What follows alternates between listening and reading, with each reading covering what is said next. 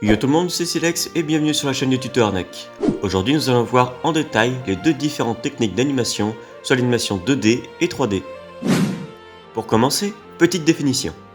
Dans l'animation 2D traditionnelle, tout ce que vous voyez est dessiné à la main, image par image. Dans l'animation 3D, vous animez vos personnages et objets dans un environnement 3D à l'aide d'un logiciel d'animation 3D, où vous pouvez manipuler ces personnages et objets.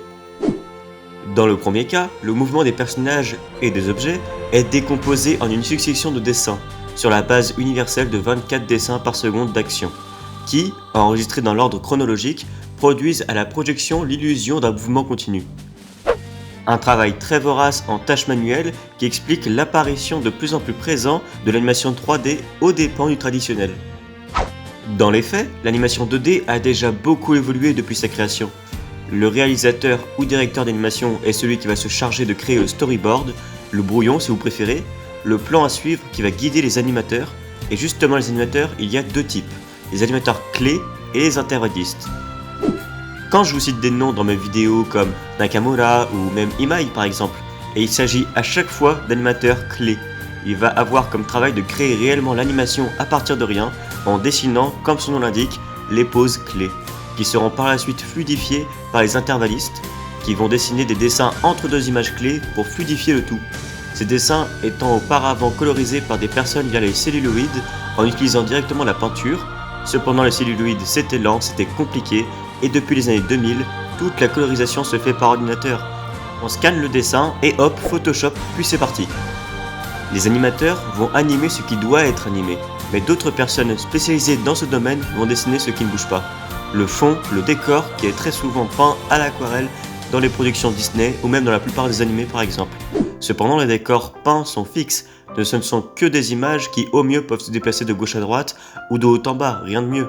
Alors que quand on veut faire bouger une caméra dans un plan, soit on utilise l'ancienne technique comme sur ce plan de Pocahontas où il y a juste plusieurs dessins de décors 2D sur plusieurs plans qui se décalent de manière désynchronisée pour simuler la profondeur, mais de plus en plus nous utilisons l'animation 3D pour les décors, ce qui permet à la caméra d'être totalement libre dans ses mouvements. Dans ce plan, seul Levi est dessiné par exemple, tout le décor est modélisé en 3D. L'animation 3D est elle entièrement créée par ordinateur. On crée un modèle de base que l'on va pouvoir par la suite animer comme on le souhaite.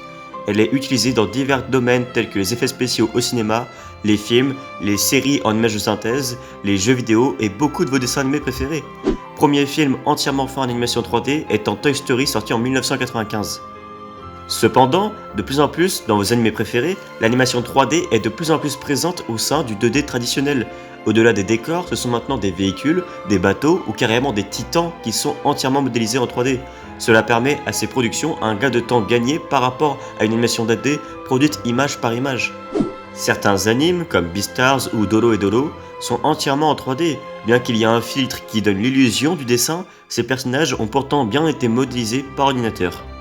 En conclusion, je dirais que c'est un équilibre à trouver. Il y a très souvent des éléments 3D mélangés à des personnages dessinés en 2D dans beaucoup d'animés. Ce qui compte, c'est le résultat final, pas la manière dont l'animation a été créée.